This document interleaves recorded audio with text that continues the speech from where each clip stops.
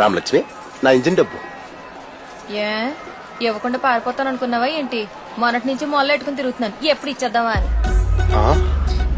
ఎంతైందట అసలు? పొద్దున గంట ఆలస్యంగా వచ్చావు, మధ్యాహ్నం తినేసి ఒక గంట తూగున్నావు, ఆ రంగం పని మీద ఒక గంట ఎటో పోయావు. బాగుందండి.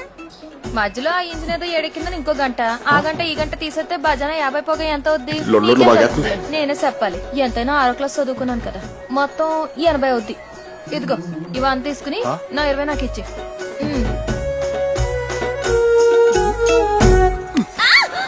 వంద తీసుకుని 20 ఇవ్వమంటే గిలుతున్నా పెట్టి. ఓ అదా విషయం. వాన్ తీసుకుని 20 ఇవ్వాలి అంతే కదా. సిల్లర్ లేదు, రేపు ఇస్తానులే. సిట్టిబాబు, ఓయ్ సిట్టిబాబు, మొత్తం నువ్వు లాగేసుకుంటే నేనే పెట్టుకోనుకోవాలి. నా దగ్గర డబ్బులు లేవు, నీ చేత గాజులను కొనిపెట్టు. మళ్ళీ గిలుతున్నా పెట్టి గాజులు కొనిపెట్టమంటే? గాజులే కదా కొనిస్తాలే, వచ్చేయ్.